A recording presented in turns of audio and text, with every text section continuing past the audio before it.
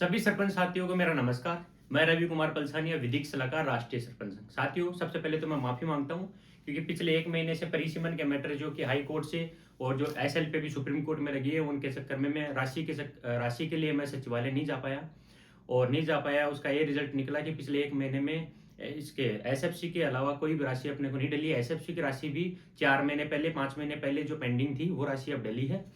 तो साथियों, मैं अभी आज एक ही वीडियो में जितनी भी प्रॉब्लम है अभी चल रही हैं, चुनाव की ले लो, परिसीमन की, राशि की, सारी एक ही वीडियो में मैं क्लियर कर दूंगा, जो कि एकदम फैक्ट बात रहेंगी। जैसे कि मैंने पहले भी बताया था, मैंने एक साल पहले वीडियो के माध्यम से मैंने ये चीज़ बता दी थी कि जून जुलाई 2026 से पहले इलेक्शन नहीं होंगे, और वही स्थिति आज के टाइम में आ गई है। चुनावों के बारे में तो आप क्लियर जानना चाहते हो ना, तो पिछला वीडियो भी मेरा आप देख लोगे तो क्लियर हो जाएगा। मैंने साफ-साफ ये बात बता दी थी कि जून, जुलाई 2026 से पहले राजस्थान में चुनाव नहीं होंगे। यानी जब प्रशासक बने थे सरपंच जनवरी में, तब मैंने जनवरी में जब प्रशासक बने थे, वो वीडियो भी मैंने दिसंबर में बता दिया था कि अपने राजस्थान में जो सरपंच हैं वो कार्यकाल चुनाव नहीं होंगे, one nation one state one election के चलते हुए चुनाव जाएंगे बहुत लंबे, और उसमें जो अपने सरपंच हैं उनको प्रथम बार प्रशासक बनाया जाएगा। उसके बाद में 17 जनवरी को अपने को प्रशासक बनाया गया, और उसी दिन मैंने इस वीडियो के माध्यम से डाल दिया था कि जून जुलाई 2026 से पहले चुनाव नहीं होंगे, और बाकी उसके बाद में भी काफी वीडियो में मैंने ये चीज बताई है। तो साथियों, मैं आज बारी बारी एक एक चीज पे मैं बात करने जा रहा हूं, क्योंकि 1-1.5 महीने से मैंने कोई ना राशि पे बात की है, ना चुनाव पे बात की है। तो सबसे पहले मैं राशि पे बात करूंगा सारी, और दूसरी मैं अपने चुनावों पे बात करूंगा, तीसरी में डिलिमिटेशन के मैटर, जो कि बहुत सारी पंचायतें 21 नवंबर को जो फाइनल नोटिफिकेशन आया था परिसीमन का, उससे बहुत सारी पंचायतों को निराश किया है, बहुत अपने मनमानी चीजें की है उन्होंने, और उसके बाद में जो आपत्ति थी, आपत्ति का टाइम नहीं दिया, और आपत्ति कलेक्टर तक कोई लेके गया तो कलेक्टर ने आपत्ति नहीं ली। चौथा, मैं प्रशासक जो बनाए गए थे सरपंचों को, उनको अपनी सरकार अपनी मन मर्जी से, जैसे कोई नॉर्मल व्यक्ति को निलंबित करते हैं, वैसे उनको पदमुक्त किया जा रहा है। और पदमुक्त करने के बाद में हाई कोर्ट की शरण में आए हैं बाकी सारे प्रशासक। हाई कोर्ट ने वाकई में उनकी स्थिति और परिस्थिति देखते हुए उनको बहाल किया है, तो स्टे किया है, और स्टे होने के बाद में सरकार ने बहाल नहीं किया। तो इस पे बात करूंगा। तो साथियों, सबसे पहले मैं अब चुनाव उस पे राशि पे बात कर लेता हूं मैं।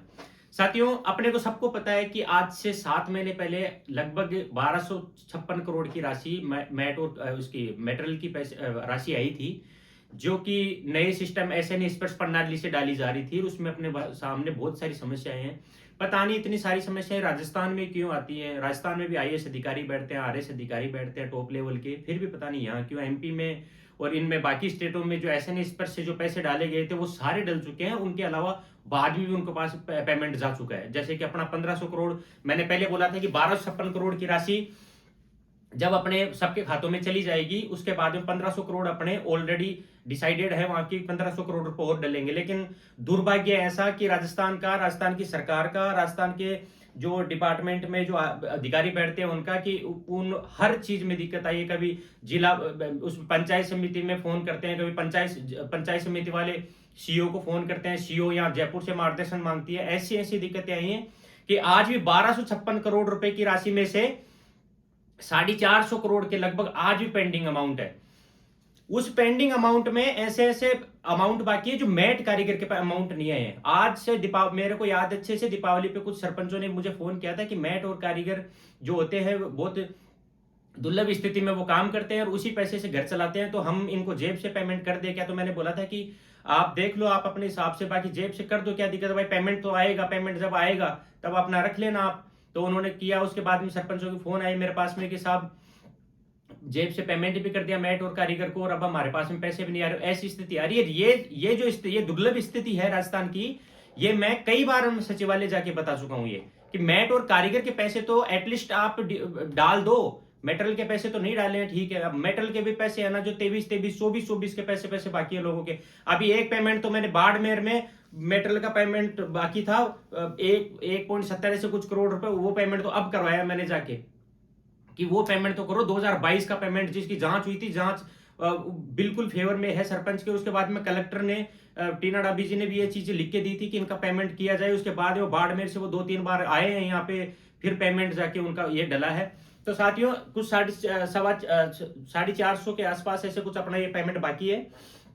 अब स्थिति ये है कि वो 1500 करोड़ तो तभी डलेंगे, बिल्कुल क्लियर फंडा है ये, कि जब ये 450 450 करोड़ रुपए अपने जो बाकी है, ये क्लियर नहीं है क्योंकि बताते नहीं है, तो ये पेमेंट अपने डलेगा। तो साथियों पिछले 1 महीने में किसी को भी ये पैसा डला नहीं है, क्योंकि मेरा भी जाना नहीं हुआ, मेरे नहीं जाने से उनको कोई फर्क पड़ा नहीं कि ठीक है देख लेंगे जो भी है। सरकार चाहती है कि अपने पास ही पैसे रखे जाएं ज्यादा से ज्यादा, क्योंकि दूसरी बात, मैं 1 तारीख से, अभी मैं इन चीजों से थोड़ा फ्री हुआ हूं, 1 तारीख से मैं पेमेंट पे बिल्कुल फोकस करूंगा, और जनवरी 2 वीक यानी 15 डेज में मैं बहुत ज्यादा पेमेंट आपका करवाऊंगा किसी भी हालत में, चाहे मुझे दिल्ली जाना पड़े, चाहे मंत्रियों के पास जाना पड़े। दूसरी साथियों, एसएफसी के पैसे अपन सब जानते हैं कि दीपावली से पहले भी 10-10 12-12 लाख रुपए अकाउंटों में गिरे थे, और फोन भी आए थे मेरे पास में। उसके बाद में शायद 1 महीने पेमेंट रुका था, उसके बाद में अब ये 4-5 दिन से भी ये पेमेंट आने लगा है, बिल्कुल फोन आते हैं, मैसेज भी आते हैं। तो एसएफसी का पेमेंट लगभग क्लियर होने वाला है। जिनके नहीं आए हैं वो 1-2 दिन और वेट करो, फिर जिनके नहीं आए हैं 1-2 दिन बाद में भी वो मुझे फोन करके बता देना एक बार। साथियों इसके अलावा मैं एफएफसी के पैसे की बात कर लेता हूँ। एफएफसी का पैसा इस महीने में डलने वाला था, मेरी 2 बार बात हो चुकी थी, लेकिन पता नहीं क्यों नहीं डला। और अभी सचिवालय गया हूँ 2-3 बार में, तो वहां पे क्या डिपार्टमेंट सारा लगभग छुट्टी पे है, ये अभी छुट्टियों का चल गया शीतकालीन, तो किसी के पास कोई जवाब नहीं है। तीसरी सबसे बड़ी समस्या, पेमेंट जब सचिवालय को जाते हैं तो वहां पे ये एक नई चीज और सामने आई है कि ये तो खैर सुनाई में पहले भी आया था, मैं सरपंचों को जो फोन आते हैं वो बताता भी हूँ कि मंत्रिमंडल का कोई इस्तीफा है, कोई मंत्रिमंडल का कोई चेंज हुआ है, मीटिंग भी हुई है ओबियसली मंत्रिमंडल की, लेकिन चेंज हुआ है कि नहीं हुआ है ये पता नहीं। जैसे कि गुजरात में भी बदले गए, जैसे राजस्थान में बदले जाएंगे, ऐसी पूरी संभावना है, लेकिन मंत्रिमंडल चेंज होने के बाद में भी बाहर आया नहीं है।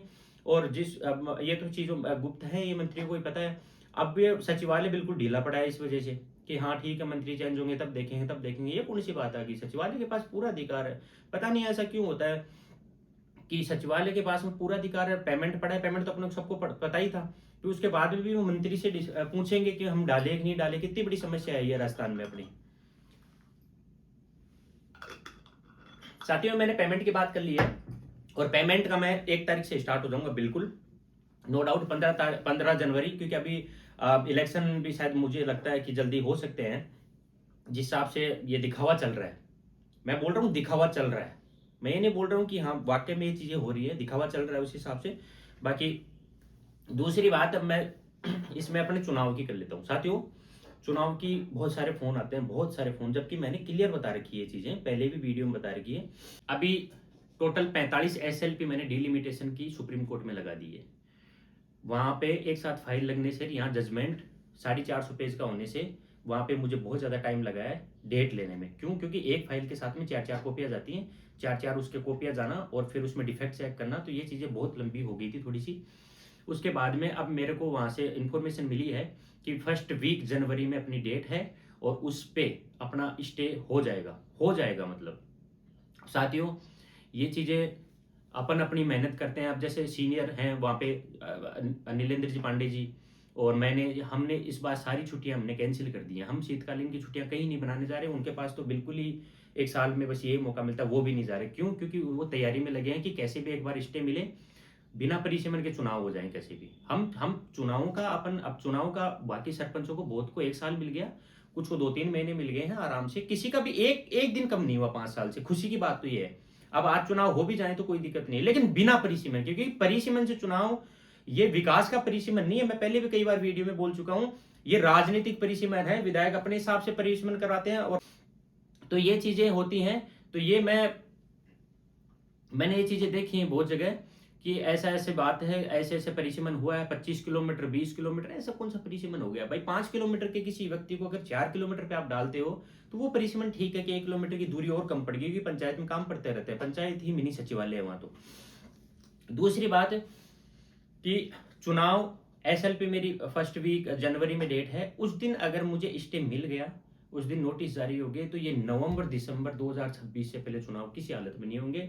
और गवर्नमेंट की मंशा है नवंबर 26 से पहले, नवंबर-दिसंबर 26 में करवाने की, उससे पहले न करवाने की गवर्नमेंट की मंशा नहीं है। गवर्नमेंट ये जो फॉर्मेलिटीज कर रही है, ये एक हाई कोर्ट की डिवीजन बेंच और कांग्रेस जो है अपनी पार्टी, उसके दबाव में कर रही है। बाकी और देखेंगे कि आगे क्या होता है। बाकी इतना मैं बता सकता हूँ। और साथियों, अगर मुझे मेरी डिलिमिटेशन की फाइल वहां पे अगर खारिज की जाती है, जैसे कि यहाँ पे खारिज कर दी थी 450, वहां पे मुझे लग नहीं रहा कि वहां खारिज होंगी सीधी, क्योंकि एक महीने ही मैटर लगाए हैं वहां पे, जो कि 45 मैटर है। तो मुझे तो अच्छे से सुनी जाएगी। अच्छे से अगर सुन लिए मेरी 15 मिनट भी 10 मिनट भी अगर सुन लिए, तो ये डिलिमिटेशन कहीं भी नहीं होगा, बिल्कुल नहीं हो सकता है डिलिमिटेशन। तो मेरी अब आगे तो डेट ही बताएगी इसमें क्या होता है। चुनाव की ये स्थिति है साथियों। तीसरा, मैं डिलिमिटेशन की बात थी, डिलिमिटेशन की बात मैंने इसमें कर ली है। डिलिमिटेशन में एसएलपी हमने परिसीमन वहां लगा दिए। डिलिमिटेशन के टोटल 45 मीटर लगे हैं, जिसमें 24 मीटर तो डिसाइडेड मीटर जो यहाँ पे खारिज हुए थे वो लगे हैं, और 21 मीटर अपने जो फ्रेश मीटर लगे हैं, जो कि 21 नवंबर 2025 को जो नोटिफिकेशन आया था परिसीमन का, जिसमें ये क्या बोलते हैं, बहुत सारी पंचायतों के मुख्यालय को लेके बहुत बड़ी बात है कि मुख्यालय ऐसी ऐसी जगह डाल दी जहाँ स्वाइच्छिक जमीन नहीं है, ऐसी ऐसी जगह डाल दी जहाँ भी कोई भवन नहीं है। और उसी पंचायत, वो जो पंचायत है उसी में एक गांव ऐसा है जिसमें पहले मुख्यालय था और उसमें सारे भवन बने हुए हैं। मतलब आप देखो कि एक गांव है जिसमें सारे भवन बने हुए हैं, चक जमीन पे है, गौचर भी है, सब कुछ है। तो वहां से हटा के दूसरी जगह डाल रहे हैं। अब ये देखो पैसा कितना वेस्ट कर रहे हैं। अपन कहते हैं ना कि पैसा अपने पास में नहीं आ रहा, पैसा अपने पास में आएगा कहां से। अब इनको क्या जरूरत पड़ रही है कि एक मुख्यालय से जहां सारी चीजें बनी हुई है, वो दूसरे गांव में जहां सवा चक जमीन भी नहीं है वहां मुख्यालय बनाएंगे, वहां डिस्पेंसरी बनाएंगे, वहां बहुत सारी चीजें बनती है वो बनाएंगे, ये खाली पड़े रहेंगे। मतलब कि ये जितना पैसा अपन जानते हैं, ये बिल्डिंगें बनती है कितना पैसा लगता है इनमें, बहुत अच्छे से जानते हैं। अब ये पैसा सारा वहां लगाएंगे, अपने को पैसे नहीं देंगे। ये साफ सफाई के मंत्री जी बोलते हैं कि महीने के 12 लाख रुपए डालते हैं, और महीने के 12 लाख रुपए मंत्री जी को यह भी नहीं पता कि महीने के छोड़ो, आप साल भर के 6 लाख रुपए हमारे एसएफसी का 30% का हिस्सा कर सकते हैं। उसमें जो एसएफसी का पैसा भी आप डाल नहीं रहे हो, आपके एक डेढ़ साल का पैसा एसएफसी का बाकी पड़ा है। महीने के तो छोड़ो, आप एक सैलरी जैसे डालते हो ना, मानदेय के, चलो प्रशासन को तो मानदेय भी नहीं दे रहे, वैसे आप फिक्स कर दो ना। अगर सफाई की इतनी चिंता है तो महीने के फिक्स, महीने के भाई इस पंचायत के अंदर 12 लाख रुपए जाएंगे। फिर देखना साफ सफाई, आप साफ सफाई के चक्कर में बाड़मेर में उधर सरपंचों को निलंबित कर दिया, बिल्कुल। और आपने पैसे डाले नहीं, मतलब कि पैसे डाल नहीं रहे और साफ सफाई मिलेगी कहां से। तो साथ ही डिलिमिटेशन की मैंने बात कर ली है। डिलिमिटेशन में मेरा देखो 90% चांस है कि स्टे मिलेगा, उसमें बिना परिसीमन के चुनाव होंगे, क्योंकि चुनाव नहीं रोक सकती। सुप्रीम कोर्ट में भी एक एसएलपी लगाई थी अभी कि जल्दी चुनाव करवाए जाए, उसको हालांकि खारिज कर दिया है, ये बोलते हुए कि डिवीजन बेंच ने ऑलरेडी अप्रैल का दे रखा है, तो अप्रैल में चुनाव हो जाएंगे। बाकी अप्रैल में चुनाव नहीं होंगे, 1-2 महीने तो ऊपर भी जाएंगे। चौथा, मैं एक बहुत बड़ी संकट, बहुत बड़ी समस्या जो कि अभी राजस्थान में चल रही है, ये मेरे हिसाब से आज तक के जीवन में, आज तक के इतिहास में अपने भारत में सॉरी पहली बार ऐसा हुआ है कि प्रशासक को तो चलो हटाया जा रहा है, प्रशासक को हटाए जा रहे हैं इस ये बोल के सरकार के द्वारा, सरकार के जो अधिवक्ता होते हैं उनके द्वारा, कि प्रशासक नियुक्त करने का अधिकार भी सरकार को है और हटाने का अधिकार भी सरकार को है। तो वहां पे सेक्शन 38 और रूल्स 22 का फॉलो नहीं करेंगे हम। हालांकि हाई कोर्ट ने सीधा सीधा बोला है कि नहीं, आप पहले प्रशासक लगाते थे, वीडियो को, एसडीएम को, जिनको भी आप लगाते थे, उनको आप अपने मनमर्जी से हटा सकते हो, क्योंकि वो आपके गवर्नमेंट एम्प्लॉय है। लेकिन अभी आपने प्रशासक बनाया निर्वाचित प्रतिनिधि को, जो कि इलेक्टेड होके आता है। इलेक्टेड होके अगर कोई व्यक्ति आता है, जैसे कि सरपंच है, ये पार्षद है, अब इनको आप बिना सुनवाई का अवसर दिए, सुनवाई का अवसर मतलब कि सेक्शन 38 पंचायती राज एक्ट 1994 और रूल्स 22 पंचायती राज रूल्स 1996 के अकॉर्डिंग सुनवाई का अवसर दिया जाएगा। और मैंने जितने भी स्टे करवाए हैं, उनमें मेरे स्टे की कॉपी में आप क्लियर देखना, उसमें ये बिल्कुल लिखा हुआ है कि आपको इसकी पालना करनी पड़ेगी। बिल्कुल हाई कोर्ट ने बिल्कुल क्लियर बोला है कि पालना करनी पड़ेगी। उसके बाद में आपको जांच कमेटी बिठानी पड़ेगी, फिर दोषी अगर पाया जाता है तो उसके बाद में आप हटा सकते हो, ऐसे नहीं हटा सकते। सबको स्टे किया है, अच्छा स्टे कर दिया, ठीक है। स्टे करने के बाद में बहाल नहीं कर रही सरकार, मतलब कि सरकार के जो गवर्नमेंट अथॉरिटी है वो ये बात बोल रही है कि हम बहाल इसलिए नहीं कर रहे हैं कि मंत्री जी डिसाइड करेंगे कि किस सरपंच को बहाल किया जाएगा, किस सरपंच को बहाल नहीं किया जाएगा। मतलब कितनी बड़ी समस्या है ये। जुडिशरी को अपन टॉप लेवल पे मानते हैं कि अगर सब कहीं अपन पीड़ित हैं तो फिर जुडिशरी में अपन जाते हैं, फिर वहां से अपने को जस्टिस मिलता है, ठीक है। यहां सरपंच या प्रशासकों को स्टे मिलने के बाद में बहाल नहीं किया जा रहा। क्यों? क्योंकि मंत्री जी डिसाइड करेंगे कि किनको बहाल करना है, किनको नहीं करना। कुल मिला के मतलब डायरेक्ट देखा जाए तो मंत्री जी हाई कोर्ट से, जस्टिस से ऊपर हो गए। यानी हाई कोर्ट ने तो अपनी सुन ली, हमारी बातें सुनी है बिल्कुल, और उनको लगा है गलत तो उन्होंने स्टे किया है। अब स्टे करने के बाद में मंत्री जी डिसाइड करेंगे कि किसको बहाल करना है, किसको बहाल नहीं करना है। इतनी दुर्गति किसी भी पॉलिटिशियन में मैंने आज तक नहीं देखी जो कि राजस्थान में हो रही है। सरपंच आज 3-3 महीने, 4-4 महीने है ना प्रशासक बनने के बाद में स्टे लेके बैठे हैं, घर पे बैठे हैं, बिल्कुल कोई उनको बहाल नहीं कर रहे। सारी जगह घूम लिया, मंत्रियों के पास घूम लिया, सब कहीं घूम लिया, कंटेम्प्ट तक की बात आ जाती है कई बार तो कोर्ट की, तो भी ये बहाल नहीं कर रहे। इतनी बड़ी स्थिति आ गई है। तो साथियों, मेरी जिन प्रशासकों को अब स्टे मिला है और उनको बहाल नहीं किया गया है। 1 तारीख को, 1 न्यू ईयर के 1 तारीख को मेरे पास में जयपुर कार्यालय में सब प्रशासक पहुंचेंगे जिनको बहाल नहीं किया गया, क्योंकि मुझे पता है बहाल कैसे करवाना है। आप तो बस 1 तारीख को मेरे पास में मेरे ऑफिस जयपुर में है, वहां पे आप पहुंच जाइए किसी भी हालत में। हर सरपंच पहुंचेगा बिल्कुल, जिनको वाकई में बहाल होना है, जिनको स्टे से फर्क पड़ रहा है कि स्टे मिलने के बाद भी मेरे साथ में न्याय नहीं हो रहा, क्योंकि ये बहुत अन्यायचित चीज है बिल्कुल। तो साथियों, ये मैंने 4-5 चीजों की बात कर ली है।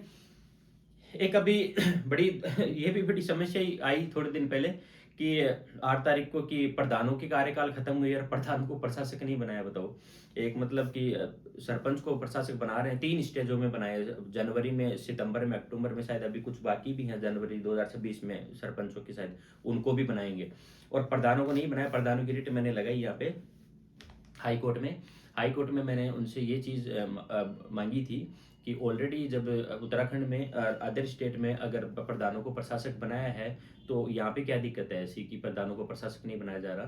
क्योंकि सरपंच भी तभी काम करेंगे जब अपर लेवल पे जो कमेटी प्रधान होते हैं वो, अगर वो प्रशासक हों मेरे हिसाब से। तो जैसे दूसरी बात मैंने रिट लगाई थी यहाँ पे जयपुर हाई कोर्ट में, उसमें ये बात भी रखी थी कि ये जो लेटर आपने दिया है कलेक्टर को कि एसडीएम को प्रशासक बनाया जाए, ये गजट में प्रकाशित है कि नहीं है।